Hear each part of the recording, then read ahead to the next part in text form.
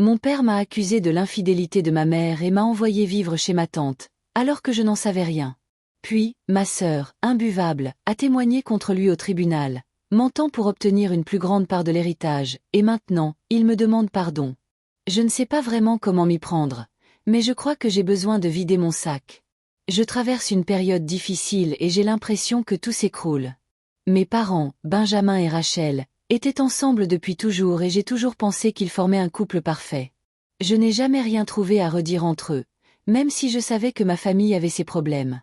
Je me suis toujours sentie comme la brebis galeuse, celle qu'on blâmait pour des choses qui n'étaient pas de ma faute. Je faisais profil bas et je restais à l'écart pour éviter les drames. Mais tout a basculé quand mon père a découvert la liaison de ma mère avec Jonathan, quelqu'un que je connaissais depuis des années. Ma mère et Jonathan ont toujours été proches et je n'y ai jamais prêté attention. C'était juste un ami de la famille. Je n'en avais aucune idée jusqu'à ce que tout éclate de la pire des manières. Tout s'est déroulé lentement. Mon père a remarqué que ma mère était distante et froide, et finalement, il a confronté. J'étais dans ma chambre quand je les ai entendus se disputer pour la première fois. Je suis restée où j'étais, ne voulant pas m'en mêler, mais il est monté à l'étage et est entré dans ma chambre, furieux, m'accusant d'être au courant de sa liaison et de l'aider à la cacher. Je n'avais aucune idée de ce dont il parlait. J'ai essayé de m'expliquer, mais il ne m'écoutait pas, et ma mère ne m'a pas défendue. Elle avait juste l'air coupable, résignée. Je me sentais complètement seule, blessée et perdue. Peu après, mon père a décidé que je devais aller vivre chez tante Margaret. Il a dit que c'était temporaire, mais je savais que les choses ne seraient plus jamais comme avant. La maison de tante Margaret était paisible et sûre, mais quitter ma propre maison, c'était comme être rejetée. J'ai essayé de m'adapter, mais je n'arrivais pas à me sortir de la tête les accusations et la dispute de mes parents. Leur situation a empiré. Ils se disputaient sans cesse, la voix de mon père semblait toujours me reprocher quelque chose, et ma mère ne prenait jamais de mes nouvelles. J'avais l'impression de n'avoir ma place nulle part. Au fil des mois passés chez tante Margaret, j'ai compris que je ne pouvais rien faire pour régler leurs problèmes, que l'infidélité de ma mère et la colère de mon père n'étaient pas de ma faute. Mais tout a basculé lorsque j'ai reçu un message de mon père, me demandant de parler. J'ai hésité, partagé entre la colère, la méfiance et la curiosité.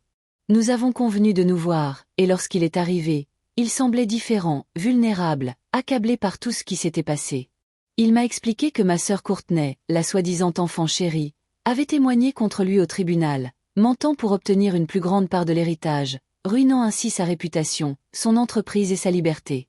Mon père a reconnu ses erreurs, mais a exprimé des regrets de m'avoir blâmé et maltraité. Pour la première fois depuis des années, j'ai revu l'homme que je connaissais, non seulement de la colère et de l'amertume, mais aussi de la culpabilité et des remords.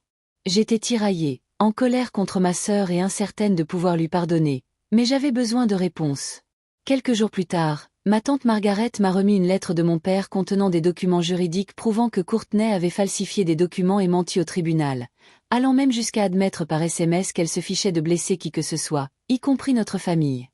J'ai transmis ces preuves à l'avocat de mon père pour qu'il rouvre l'affaire. Courtney a tenté de manipuler l'opinion publique, m'accusant d'être à l'origine de toute cette histoire, mais peu à peu, les gens ont commencé à s'interroger sur ses agissements. De leur côté, mes parents reprenaient contact avec prudence. Les messages de mon père étaient de simples messages de courtoisie. Ma mère a commencé à me reconnaître subtilement, en disant « Je te vois maintenant ». Ce n'était pas la fin de l'histoire, mais c'était un début. J'ai revu mon père dans un café tranquille. Il semblait humble et sincèrement repentant, reconnaissant qu'il n'avait pas vu la manipulation de Courtney et qu'il n'avait pas été là pour moi. Je n'étais pas prête à pardonner, mais cette conversation m'a redonné espoir. Au fil du temps, maman a continué à me contacter par de petits messages, témoignant de son inquiétude, ce qui m'a fait me demander si elle avait enfin compris les dégâts causés par Courtney. Courtney, la manipulatrice, a fini par avouer ses mensonges, mais la famille ne pourrait plus jamais être comme avant.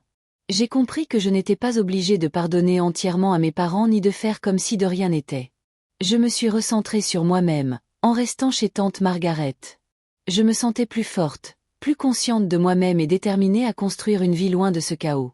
La vérité avait éclaté, justice pour mon père se dessinait peu à peu, et j'apprenais qu'il était normal de me protéger, d'accepter ma famille et les personnes en qui je pouvais avoir confiance, et d'avancer en faisant de mon bonheur ma priorité.